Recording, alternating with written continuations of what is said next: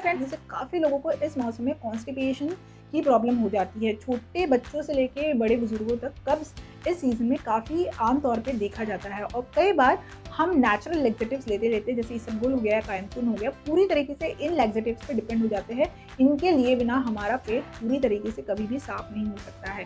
पर क्या हो अगर मैं आपको एक ऐसा फूड बताऊँ, बिल्कुल नेचुरल ऐसा फूड जिसके बारे में आपने कभी सोचा नहीं होगा, जो आज तक आपके लिए एक अज्ञात या एक सीक्रेट की तरह होगा, कि इस फूड को लेने की वजह से ना सिर्फ आपकी पूरी की पूरी आंत साफ होती है, बल्कि आपका लिवर और किडनी भी पूरी तरीके से डिटॉक्सिफाई होता है, यानी हर तरीके विषैले तत्वों से, विषैले पदार्थों से मुक्त हो जाता है। ये जो पर्टिकुलर फूड है ना सिर्फ आपकी कब्ज के लिए, पर आपकी पाइल्स में भी बहुत इफेक्टिव रेमेडी की तरह यूज हो सकता है। इस फूड में बहुत सारे अमाउंट में कैल्शियम, फॉस्फोरस, मैग्नीशियम, मैंगनीज होता है, फाइबर होता है, प्रोटीन होता है, जिसकी वजह से ये आपके शरीर में पेरिस्टैटिक मूवमेंट करने में बहुत अच्छे से हेल्प करता है।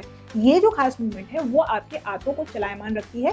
आंतों को चलायमान रखने की वजह से ही हमें बद्धकोष्ठता या फिर कॉन्स्टिपेशन जैसी समस्याओं से दो चार नहीं होना पड़ता है। इसी पेरिस्टैटिक मूवमेंट की वजह से हमारे जो पोषक तत्वों का अपटेक है या फिर अवशोषण हमारे शरीर में काफ़ी अच्छी मात्रा में बढ़ जाता है, जिसकी वजह से चयापचय दर काफ़ी अच्छा हो जाता है। और इन सारी ही चीज़ों का मतलब ये है कि हमें काफ़ी ज़्यादा स्टेमिना और ऊर्जा का अनुभव होता है। इसके अलावा आजकल के जो भी खाना है, उस खाने की वजह से हमारे शरीर में काफ़ी हद तक ईस्ट इन्फेक्शंस बढ़ गया है और ये ईस्ट के इन्फेक्शंस की वजह से हमारे शरीर में आयुर्वेदा के अनुसार टॉक्सिन्स या विषैले पदार्थों का उत्सर्जन भी ज़्यादा मात्रा में बढ़ गया है।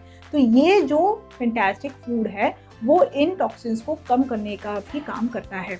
आपका जो डाइजेशन इन टॉक्सिन्स की या विषैले पदार्थों की वजह से स्लो हो गया है, उस डाइजेशन को धक्का देके बढ़ाता है और जब डाइजेशन बढ़ता है तो फिर ये टॉक्सिन्स भी धीरे धीरे शरीर से बाहर निकलते हैं।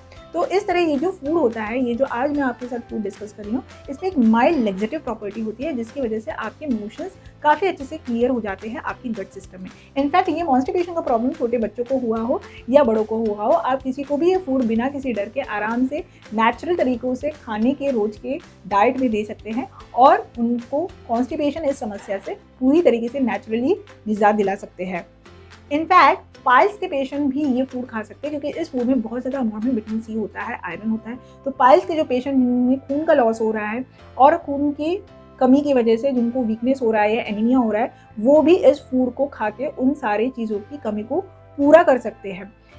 एंटी माइक्रोबियल प्रॉपर्टी भी इस फूड में बहुत ज़्यादा होती है। तो पाइल्स की वजह से जो आपको स्वेलिंग हो गई है, इन्फ्लेमेशन हो गया है, उस सूजन को कम करने का काम भी ये फूड नेचुरली करता है। फूड क्या है और किस तरह अपने डाइट में आपको इंक्लूड करना है, बने रहिए, मैं आपको सारी चीज़ें बता रही हूँ, कहीं भी स्किप मत करिए। वीडियो काफ़ी ज़्यादा छोटा है। चैनल पे पहली बार आए तो सब्सक्राइब करिए, एक ऐसे कम्युनिटी का हिस्सा बनिए जो कि नेचुरल तरीके से डिजीजेस को प्रिवेंट करने में यानी रोकथाम करने में ज़्यादा बिलीव करती है और डेफिनेटली क्योर करने यानी कि उपचार करने में भी यकीन करती है। वीडियो अगर आपको पसंद आ रहा है तो लाइक देना ना भूलिए, क्योंकि लाइक की वजह से मुझे उत्साह मिलता है। ये बहुत सारे लोगों के लिए बहुत इफेक्टिव रेमेडी हो सकती है, तो वीडियो को ज़्यादा से ज़्यादा शेयर करें।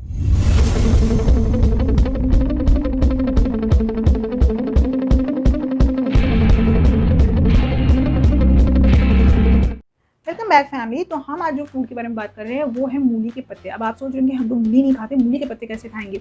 देखिए, जो मूली होती है वो ज़्यादा तीखी होती है, बहुत ज़्यादा स्ट्रॉन्ग उसकी एक स्मेल होती है, पर जो मूली के पत्ते होते हैं ना तो वो इतने ज़्यादा पंजेंट होते हैं, ना ही उनकी इतनी स्ट्रॉन्ग स्मेल होती है, तो उनको अपने डाइट में इंक्लूड करना काफ़ी आसान होता है। इसके साथ साथ उनमें न्यूट्रिशंस भी बहुत ज़्यादा होते हैं। तो आपको मूली के पत्ते अपने सैलेड में इंक्लूड करना है, अपने सूप के ऊपर पेर के इंक्लूड करना है। आप साइड डिश भी बना सकते हैं, आप अपनी दालों में डाल सकते हैं, आप सांभर या रसम में उसको इंक्लूड कर सकते हैं, ले बना सकते हैं, थेपला या थाली पीठ बना सकते हैं, चिड़ी या फिर दलिये में इंक्लूड कर सकते हैं।